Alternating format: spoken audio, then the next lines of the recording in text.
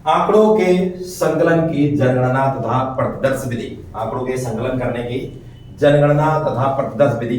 आज हम पढ़ेंगे आंकड़ों के संकलन करने की जनगणना तथा प्रतिदर्श विधि। जनगणना विधि और जनगणना विधि और प्रतिदर्श विधि। आंकड़ों को संकलन करने, आंकड़ों को एकत्रित करने की ये दो विधियां हैं, जिनका नाम है जनगणना विधि और प्रतिदर्श विधि। प्रतिदर्श विधि, जनगणना विधि और प्रतिदर्श विधि क्या है? जनगणना विधि वह विधि होती है जो किसी अनुसंधान के क्षेत्र में जाकर के प्रत्येक मद के संबंध में आंकड़े एकत्रित करती है। प्रत्येक मद के संबंध में आंकड़े एकत्रित करती है। और प्रतिदर्श विधि वह विधि है जो समग्र के प्रत्येक मद का अध्ययन ना करके समग्र में से 2-4 इकाइयों का अध्ययन करके बाकी सभी का उन्हीं के हिसाब से अनुमान लगा लेती है। एक एग्जांपल के द्वारा समझने की आप प्रयास करेंगे। जैसे क्लास है, क्लास के सभी बच्चों के बारे में पता करना है कि क्लास में बच्चे कैसे हैं, पढ़ने वाले हैं, मध्यम है या एकदम से क्या है, डल। तो जनगणना विधि कहता है, जनगणना विधि क्या कहता है? जनगणना विधि कहता है कि भाई यदि क्लास के बच्चों के बारे में पता करना कि बच्चे कैसे हैं, तो हम क्लास के प्रत्येक बच्चे से क्या करेंगे, मिलेंगे और प्रत्येक बच्चे से मिल करके फिर हम क्या करेंगे, निष्कर्ष निकालेंगे कि क्लास के अंदर ऐसे किस प्रकार के बच्चे हैं। परंतु प्रतिदर्श विधि कहता है कि क्लास के 4-5 बच्चों से क्या करेंगे, मिलेंगे, बाकी पूरी की पूरी क्लास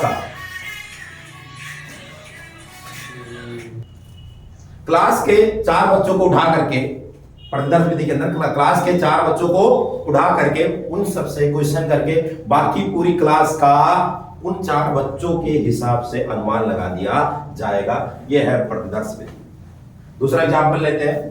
हमें चेक करना है चावल हुआ है या नहीं हुआ। भगोने का चावल हुआ है या नहीं हुआ, तो जनगणना विधि कहता है भाई भगोने का चावल चेक करने के लिए जनगणना विधि कहता है कि भगोने का चावल चेक करने के लिए भगोने के प्रत्येक चावल को हम क्या करेंगे, चेक करेंगे हुआ है या नहीं हुआ है। लेकिन प्रतिदर्श विधि कहता है कि भगोने के 3-4 चावल के दाने को हम क्या करेंगे, चेक कर लेंगे, बाकी सभी चावल का उसके हिसाब से, उन 3-4 दानों के हिसाब से अनुमान लगा देंगे। ये है प्रतिदर्श विधि। तो जनगणना विधि और प्रतिदर्श विधि। अब जनगणना विधि के पढ़ते हैं गुण। जनगणना विधि याद रहे, जनगणना विधि वह विधि है जिसमें समग्र के प्रत्येक मद के बारे में अध्ययन किया जाता है, फिर जाकर के उससे निष्कर्ष निकाला जाता है। तो जनगणना विधि के गुण। जनगणना विधि के गुण, पहला है विश्वसनीयता तथा शुद्धता। जनगणना विधि द्वारा जो आंकड़े एकत्रित किए जाते हैं उन पर ज्यादा विश्वास किया जा सकता है और उन आंकड़े क्या होते हैं, शुद्ध होते हैं।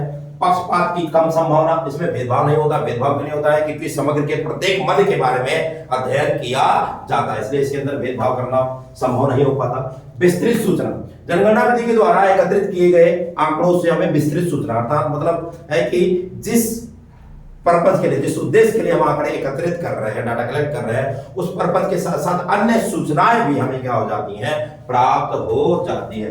विभिन्न विशेषताओं का अध्ययन, जहां पर जनगणना विधि का प्रयोग वहां पर किया जाता है जहां पर समग्र की प्रत्येक मदों की जो क्वालिटी है, गुण है, उनके गुण जो है अलग अलग है, वहां जनगणना विधि का क्या किया जाता है, अध्ययन किया जाता है। ये जनगणना विधि के गुण है। विश्वसनीयता तथा शुद्धता, विश्वसनीय होते हैं जनगणना विधि द्वारा एकत्रित किए गए आंकड़े। पक्षपात की कम संभावना होती है, इसके अंदर भेदभाव नहीं होता। विस्तृत सूचना, अन्य सूचनाएं भी प्राप्त हो जाती हैं। विभिन्न विशेषताओं का अध्ययन, जनगणना विधि का प्रयोग वहां पर किया जाता है जहां समग्र की प्रत्येक मदें एक जैसी ना हो। ये जनगणना विधि के गुण है, जनगणना विधि के गुण। आगे बढ़ते हैं अवगुण। जनगणना विधि के अवगुण क्या है, हानियां क्या है? हानियां है खर्चीली विधि। यह विधि बहुत ज्यादा खर्चीली है क्योंकि इसमें बहुत ज्यादा समय लगेगा, बहुत ज्यादा लागत आएगी, बहुत ज्यादा मेहनत लगेगा। अधिक मानव शक्ति, इसमें श्रमिकों की बहुत ज्यादा जरूरी, यानी मानव शक्ति की अधिक ज्यादा जरूरी होगी क्योंकि समग्र के प्रत्येक मद से मिलकर के आंकड़े क्या करना है, एकत्रित करना है। विशाल अन्वेषण के संबंध में उपयुक्त नहीं। जनगणना विधि का प्रयोग यदि अनुसंधान का क्षेत्र बहुत ज्यादा बड़ा है, यदि अनुसंधान का क्षेत्र बहुत ही ज्यादा क्या है, बड़ा है, तो जनगणना विधि का प्रयोग नहीं किया जा सकता है। तो विशाल अन्वेषण के संबंध में अनुपयुक्त होता है, यानी विशाल अन्वेषण के संबंध में इसका प्रयोग नहीं किया जा सकता। तो जनगणना विधि के अवगुण है, हानियां है। अधिक खर्चीली विधि है, जनगणना विधि बहुत ही ज्यादा क्या है, खर्चीली विधि है। अधिक मानव शक्ति, इसके अंदर बहुत ज्यादा क्या लगता है, मानव शक्ति लगता है। विशाल अन्वेषण के संबंध में उपयुक्त नहीं, अगर अनुसंधान का क्षेत्र बहुत ज्यादा बड़ा होता है तो जनगणना विधि का प्रयोग नहीं किया जा सकता है। ये जनगणना विधि। अब शुरू करते हैं प्रतिदर्श विधि।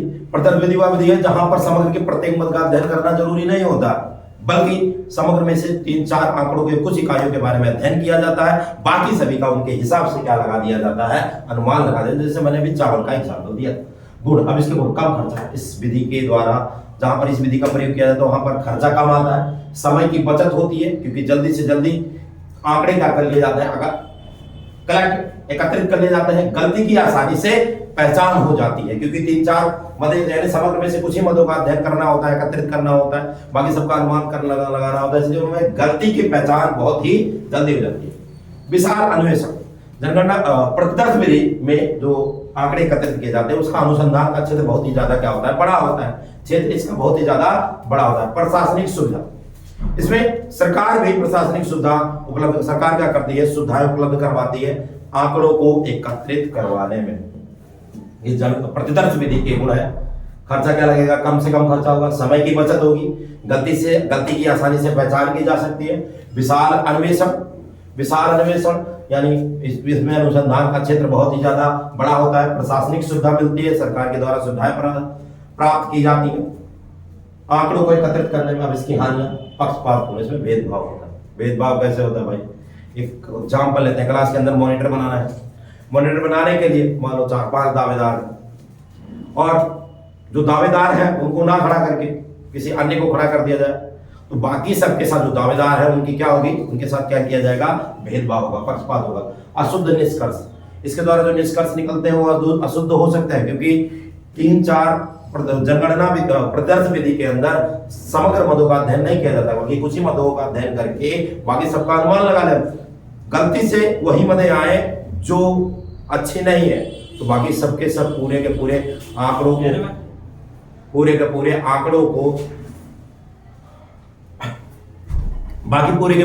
को उसी के हिसाब से अनुमान लगाया जाता है। इसलिए इसके द्वारा निकाले गए निष्कर्ष क्या होते हैं, अशुद्ध होते हैं। सैंपल बनाने में कठिनाई, समग्र में से किसी एक को चुनने में क्या होती है, कठिनाई होती है। किस इकाई को क्या किया जाए, चुना जाए, कौन सी इकाई को चुना जाए। विशिष्ट ज्ञान, इस विधि का प्रयोग करने के लिए आपके पास स्पेशल नॉलेज, विशिष्ट ज्ञान होना चाहिए, तभी आप जनगणना विधि का प्रतिदर्श विधि का प्रयोग कर सकते हैं। अवगुण हमने पढ़ा, प्रतिदर्श विधि के अवगुण, अवगुण है क्या, पक्षपातपूर्ण। जनगणना विधि क्या है, पक्षपातपूर्ण है, इसके द्वारा अशुद्ध निष्कर्ष निकलते हैं, सैंपल बनाने में कठिनाई होती है और विशिष्ट ज्ञान, इस विधि द्वारा प्रयोग करने के लिए विशिष्ट ज्ञान की आवश्यकता पड़ती है। ये प्रतिदर्श विधि। अब जनगणना विधि और प्रतिदर्श विधि दोनों में अंतर, जनगणना विधि और प्रतिदर्श विधि, जनगणना विधि और प्रतिदर्श विधि दोनों में अंतर क्या है। पहला है जनगणना विधि और प्रतिदर्श विधि में अंतर, पहला भाई समय का अंतर। समय, अगर हम जनगणना विधि के द्वारा आंकड़े एकत्रित करने के लिए जाएंगे तो समय ज्यादा लगेगा क्योंकि समग्र मदों का, समग्र में से प्रत्येक मदों का क्या करना है, अध्ययन करना है, आंकड़े एकत्रित करना है, सभी से मिलना है। और प्रतिदर्श विधि द्वारा एकत्रित किए गए आंकड़ों में क्या लगेगा, समय कम लगेगा। क्षेत्र, अनुसंधान का क्षेत्र, जनगणना विधि का जो क्षेत्र होगा, जनगणना विधि के जो क्षेत्र होंगे वो बहुत ही ज्यादा छोटा होगा, बहुत छोटा होगा, लेकिन प्रतिदर्श विधि द्वारा जो आंकड़े एकत्रित किए जाए उसका क्षेत्र, अनुसंधान का क्षेत्र बहुत ही क्या होता है, बड़ा होता है, वाइड होता है। उपयुक्तता, जनगणना विधि अधिक उपयोगी, विश्वसनीय है, लेकिन प्रतिदर्श विधि की उपयुक्तता जनगणना विधि से कंपैरिजन कम है। शुद्धता, जनगणना विधि बहुत ही ज्यादा शुद्ध होगी क्योंकि समग्र के प्रत्येक मदों का अध्ययन किया जाता है, एकत्रित किए जाते हैं आंकड़े।